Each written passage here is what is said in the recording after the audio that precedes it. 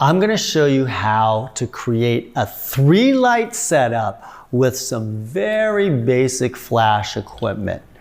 And we talked a little bit about the inverse square law and independently controlling your background and your subject. And quite honestly, if you can do that and use 2 lights, you can use 3 lights, you can use 4 lights, you can use 5. I mean, you've got it down, right? And so now we're going to do a 3-light setup, but we're going to put a few twists on it to make it interesting, and we're going to have a lot of fun. So let's get at it. So the first thing is that you have to create a black box. So there's some ambient light rolling around here because obviously you're filming right now, and so there's light on me. I need to eliminate all that light and then use my own light to create the look that I want to do. So I'm gonna take all my flashes off, and I'm gonna try 5.6. Again, I said I'm trying to use the lowest possible f-stop in order to get my black box, because the lower the f-stop, the less light I'm using and not wasting any kind of light. Especially that's important when you're using very small studio strobes. I mean, I could easily do everything at f16, but then I'd have to wait 2 or 3 seconds every time I want to take a shot. And that's not going to be practical. I mean, I can do it if I'm doing like a 1 or 2 shot deal. That's fine. So I'm going to try to do that. I'm going to put it at 5.6, 1/60th of a second at ISO 100. I'm going to take a test shot, and I'm going to see what my background looks like. Pretty much looks completely black, especially because in this one, we're going to put a little wrinkle in things. Instead of using a neutral gray backdrop, we're going to use a black backdrop to create a little bit more drama, and the gelled colors back there will look a little bit different. Okay, so I am going to use 2 lights. What's my idea? My idea is I'm going to use 2 color gels in the backdrop, and it's going to have a multicolor effect because I'm going to use a reddish or pinkish and a blue. And everybody knows when you add a red and a blue together, what do you get? You get purple. So if I start with red on one side, blue on the other side, I'll have red, purple in the middle, and blue on the left-hand side. So I'm actually creating more colors by blending the colors on my gel. Okay? And on top of that, I just don't want a straight color back there. I want it sort of interesting. I want to create some drama. What did I say creates drama? Drama is created by shadows. So I'm going to put some shadows on that wall. Now, how can you do that? Well, if your flash is shooting through something, that's kind of open or like a mesh or something, then you're going to get that kind of shadow. And this is what I picked up at my local Walmart, are these $6 laundry baskets. And I saw these things and be perfect. Wouldn't it be awesome if I set these down, fired my flash through them to create a pattern on the wall? And I'm going to do both of them to create a crisscross pattern. And so with these techniques, and if you understanding them, it can unleash your creativity to create all different types of lighting options. This is just an idea.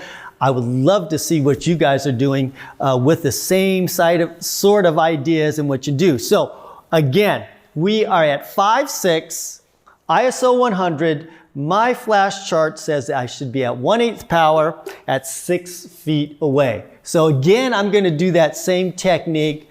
I'm going to use the middle. Let's get this out of the way. Who knows? We might use a force flash too. Okay, I'm right here. It's going to probably be my sweet spot. So I've got to be about 6 feet away from that. So I've got to be right about here. Okay, and so I'm going to put this on the ground. And this is going to be flash C, okay? And I'm going to point it right through these holes in the laundry basket. Now, how do I know that's lined up right? Go back to my original method, right? I stand where I want that color to be, and I look here and I go, is that firing at me? I go, no, not quite. It sort of is, but I can line that over here a little bit more. I think that should be pretty good right there. Okay, so if she's sitting there, I'm looking here, turn it just a little bit this way, right? And see the direction, and it's like, boom, falling right here. So that's pretty good.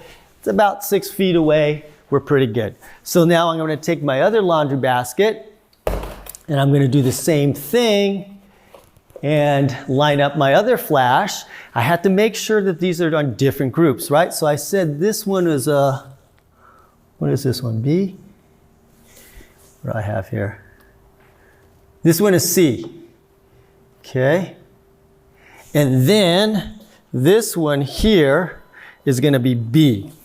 So I'm gonna do that same thing. I'm gonna stand right there, fire this through here, and I'm gonna stand here and see if that's about right, shining right at me, and I'm looking at it, and I'm going, okay, that's pretty good.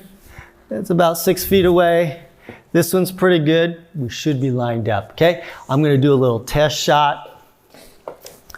I'm gonna turn this on.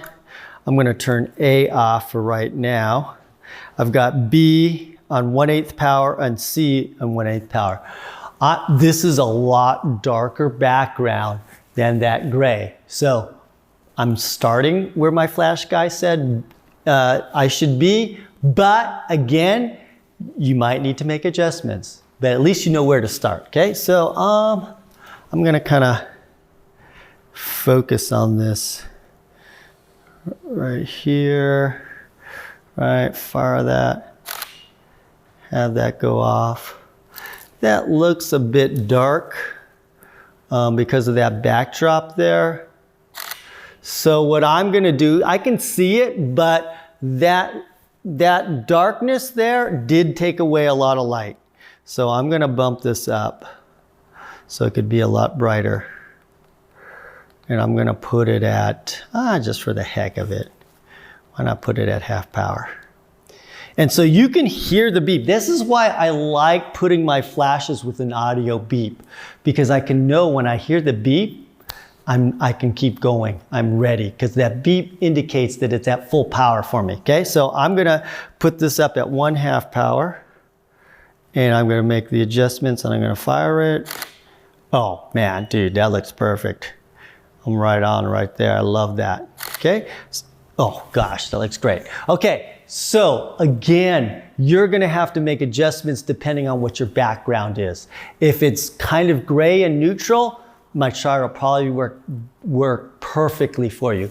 If you're using super dark gels and you're using a dark background, you may need to adjust your power a little bit. But at least this is the whole reason why you need to independently control your background and your main light. Because you may need to do something a little bit different on the backdrop versus your main, and you need that independent control. So I went off the beaten path a little bit. I started with this, and then I adjusted it to my vision and how I wanted it to look. And so now that backdrop is set up. All I have to do is wait for my subject to come in, and we're gonna light her this way. And I gotta make sure that she's far enough away from the backdrop so this light doesn't interfere with what I've already created right here, okay? And so we'll get that going.